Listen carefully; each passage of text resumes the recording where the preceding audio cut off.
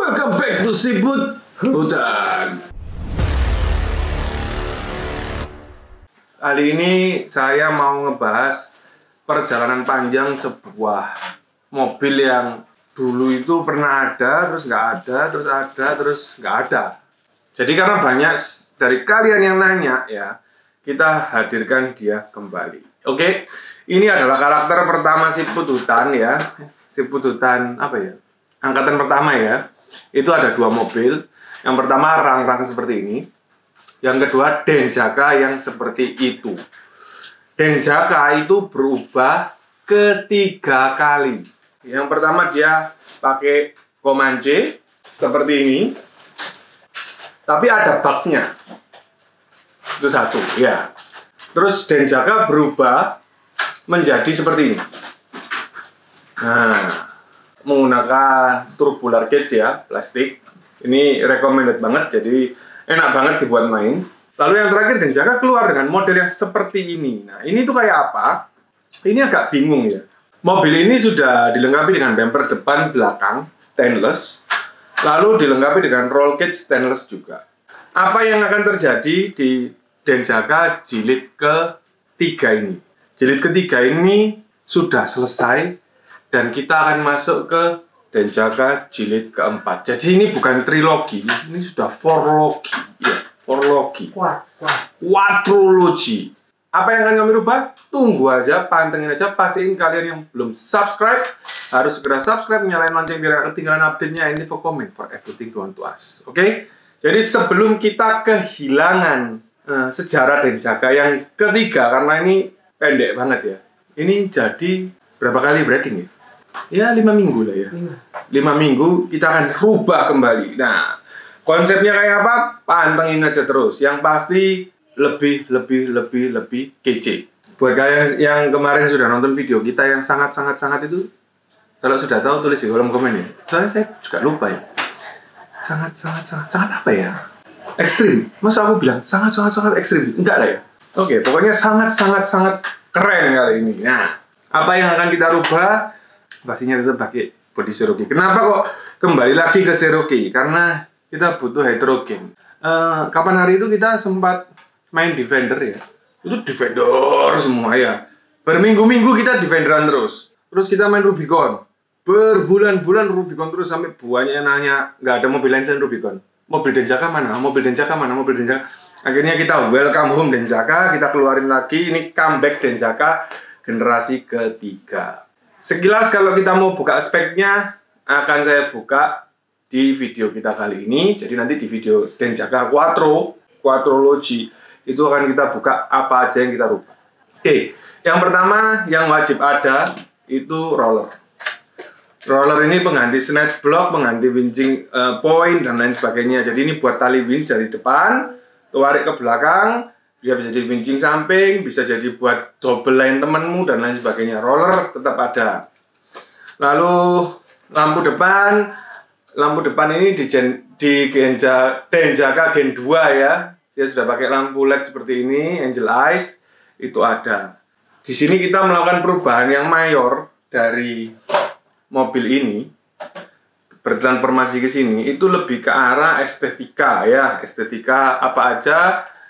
Tentu saja yang pertama bumper depan belakang kita pakai metal roll cage, pakai stainless. Roll cage juga kita bikinin. Spare tire kita bikinin yang lebih proper. Nah, kemarin ada miss di cantolan ya. Cantolan ini nggak ada, jadi akhirnya diselipin gini aja ya. Next akan jadi jauh lebih baik supaya pertalian kita jadi lebih terstruktur dan terorganisir. Itu udah pasti. Ya belajar dari sebuah kesalahan ya harus kita sempurnain terus. Di sini nggak takut salah ya, karena memang ya kalau salah ya diakuin salah dan pelajarannya ya bagaimana kita jadi lebih baik. Sampai di situ hard body Comanche ini sudah kita lengkapi dengan interior ya. Interiornya itu kita pesan di Rexstar. Buat kalian semua yang butuh 3D print kalian bisa kontak Rexstar ya. Buat kalian semua yang butuh custom metal bisa kontak ke Bengkel Utara. Jadi itu tidak ada masalah. Di sini kita akan buka dia ya. Kita akan buka. Cara bukanya seperti biasa, nggak pakai ribet ya, jadi tinggal diangkat aja seperti ini. Dia akan kebuka ya, jadi ini gampang banget. Oke, saya akan singkirin bodinya ya. Sekarang kita fokus ke sebuah RC ini. Ini adalah VS 410 Ponic dengan konsep Portal Edition. Beberapa hal yang bisa kita lihat di sini, ada beberapa perubahan yang saya lakukan. Yang pertama adalah menggunakan velg, ya. Velg ini kita pakai Pro Build dengan warna gunmetal. Lalu untuk roda, tires, ya karet ban kita pakai Mickey Thompson Proline yang seri Predator, ya. Jadi ban ini baru banget. Kemarin dapatnya susah ya, kita harus titip-titip temen ya, hand carry gitu dan lain sebagainya. Akhirnya kita dapat, dan ban ini memang enak banget. Jadi ban ini adalah ban yang highly recommended menurut kami tim Siput Hutan. Lalu kita lihat di bagian depan, kita menggunakan dua servo ya. Satu untuk steering atas dan satu untuk winch. Untuk servo depan kita menggunakan SHV 500 versi 3 punya Holmes. Dan untuk servo di bagian winching kita pakai Boom Racing ya, BDS atau biasa disebut Muscle Winch ya. Muscle Winch kita yang generasi terakhir yang support 40 kilo ya, atau support 3S. Itu ada dua macam, jadi yang murah dan agak mahal dikit gitu. Jadi untuk semua servo yang di depan sini ya, tidak menggunakan BEC dari ISC-nya sendiri. Kenapa kok begitu? Karena Holmes ini direct power, high voltage. Begitu juga winch ini direct power juga high voltage. Lalu untuk dua servo ini di belakang itu servo biasa, kita pakai DS ya 30 kilo yang kita gunakan untuk mengatur perpindahan gardan depan dan perpindahan gardan belakang. Gardan belakang itu ada normal ya, jalan seperti biasa, ada release spur seperti ini, dan ada dig ya, dia terkunci. Gardan depan juga sama, ada yang seperti ini, release, terus ada yang muter normal, dan ada yang muternya overdrive. Itu membutuhkan peranan dari servo yang di bagian sini, dan yang belakang menggunakan servo di bagian yang sini. Kalau kita melihat dari poin ke poin, RC ini itu punya kelebihan di desain ya. Vanquish itu desainnya bagus banget, hampir no debat. Cuman ya itu tadi, untuk masalah wiring itu sulit sekali. Ketika kita dipaksa untuk wiring yang rapi, ya bisa jadi rapi, tetapi apabila ada troubleshooting atau ada kendala, wah itu kita nggak bisa nolongin RC-nya, kecuali kita buka semua. Nah, oleh karena itu, wiring yang saya lakukan di sini nggak rapi-rapi amat ya, tapi ya lumayan lah kalau menurut saya ya, seperti ini. Ini ada tujuan ya, kenapa? Karena kalau ada troubleshooting, kita mudah menganalisa dan mudah mengambil langkah untuk mengganti parts-nya itu tadi. Lanjut, untuk bagian belakang di sini ada winch 8274 ya, yang dioperasikan oleh 1060. Dari sini kelistrikannya pun juga direct baterai. Kita cukup mengambil sinyal point dari receiver untuk mengakomodir winch ini, disuruh maju, disuruh mundur ya, cuman begitu-begitu doang. Lebih kurang seperti itu sob. Kalian bisa lihat di dalam ini yang saya lakukan adalah memasang semua part yang menurut saya penting dan kepakai. Perubahan yang kedua yang tidak kasat mata adalah mengganti gear. Gear di dalam sini ini kita sudah menggunakan all machine, sehingga apa, smooth transitionnya ya, lock switchingnya itu jadi lebih enak, lebih ringan, dan tentu saja lebih kuat. Sekarang kita akan balik RC ini ya, supaya kita bisa melihat sama-sama. Couple saya menggunakan incision, linkage saya menggunakan custom ya, yang kita atur sendiri dan kita bengkokin ya. Jadi intinya mobil ini harus terlahir dengan link yang bengkok, karena saya suka area ininya itu besar banget. Jadi kalau kalian lihat di kamera, area ini itu luar biasa kosong. Kenapa ya? Karena kita basically kita ini RC adventure tapi main kita kan crawling. Jadi kita butuh clearance di sini tuh besar banget.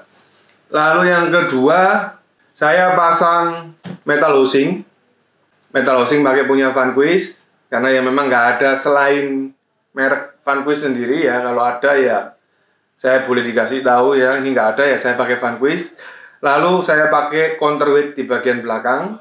Begitu juga yang depan, kita pakai metal housing dari Vanquish dan menggunakan counterweight punya Vanquish sendiri.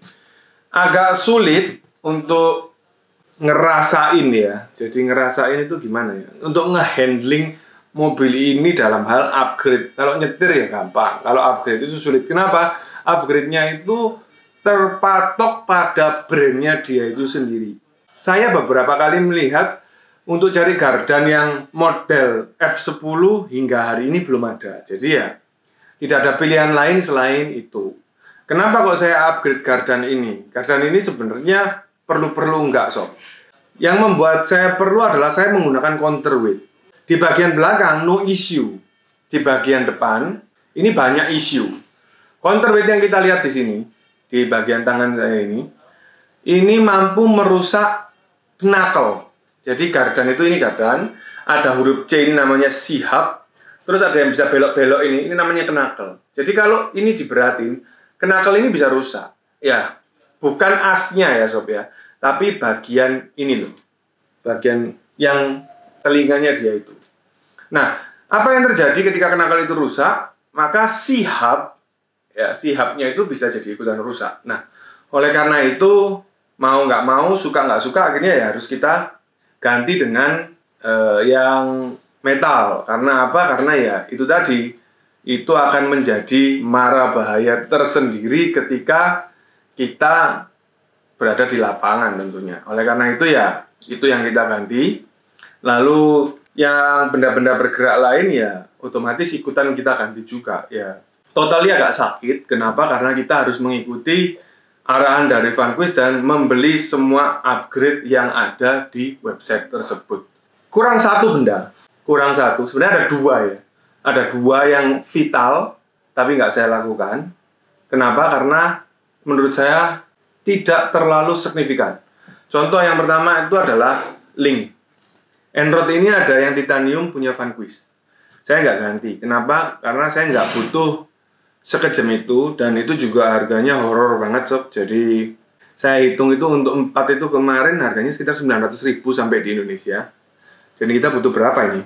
Kalian bisa hitung. Nah itu menurut saya tidak terlalu signifikan karena yang saya pakai ini juga kudu, ini kuat banget ya. Jadi sudah oke semestinya. Dan yang kedua itu ini. Ini baru keluar ya di bulan, ini bulan apa ya? Agustus ya. Awal Agustus kemarin. Baru launching, ini masih akan OTW, jadi benda ini akan kita putihkan seperti teman-temannya dia yang lain. Kan itu kalau menurut saya penting, karena kurang itu aja. Sampai di sini kita sendiri ngelihat ya, bisa ngelihat bahwa RC ini worth to build. Karena apa? RC-nya udah enak, kalau dibangun dengan perfect itu enak banget. Yang tidak saya pakai itu adalah linkage-nya. Yang kedua adalah upgrade dari shock ya. Upgrade dari shock. Jadi shock ini tuh di-upgrade. Jadi benda-benda yang kayak settingan plastik ini bisa diganti metal, terus tutup ini diganti metal. Saya tidak melakukan karena saya menggunakan teori yang pertama drop shock, yang kedua saya pasang semua pakai green slime. Jadi ya kebocoran itu bisa dibilang minim sekali. Jadi ya hampir menurut saya tidak perlu diganti. Menurut saya ya 2 poin itu antara end-rod, rod end itu sama shock saya rasa tidak terlalu signifikan, jadi ya saya skip. Kalau yang lain saya akan ikutin dari Vanquish-nya, minta apa ya kita coba pertimbangkan dan kita aturin. Terakhir untuk motor yang dipakai di sini, motornya kita rubah. Dulu kita pakai Axe R2, sekarang kita rubah ke Fusion Pro. Kenapa? Karena kita membutuhkan ruangan yang lebih luas untuk meletakkan kursi dan lain sebagainya. Kenapa? Karena dulu berebut tempat dengan ISY Winch. Nah ini kalau ditaruh lagi, kita kehabisan tempat dan akan mengganggu estetika. Kalau menurut saya sih di situ. Kalau kalian tanya enak mana Fusion Pro sama Axe, ya enak Axe R2. Tetapi bukan berarti Fusion Pro ini tidak bisa dipakai. Ini masih sangat bisa dipakai. Bedanya ya kalian harus mengetahui bagaimana poin ke poinnya ya untuk dapatkan settingan itu yang tepat. Yang must have to do and to done adalah mengganti atau memastikan bracket bearing kalian di tengah transmisi itu harus kalian ganti pakai punya Vanquish.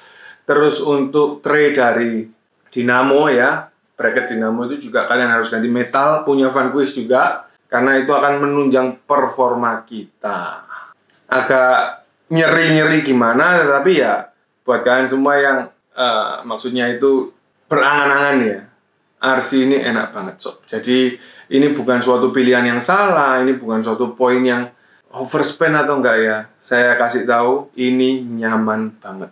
Jadi masih worth it kalau menurut saya.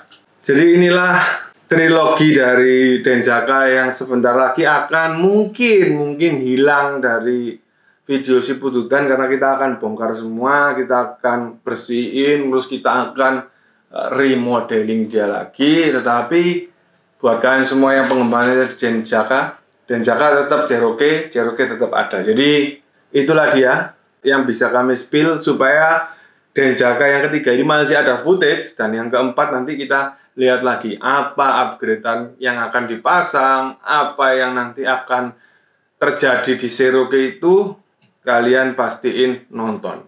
Terima kasih buat kalian yang udah nonton, pastiin kalian subscribe, nyalain lonceng biar nggak ketinggalan update-nya, and leave a comment for everything you want to ask. Sampai ketemu lagi and bye-bye.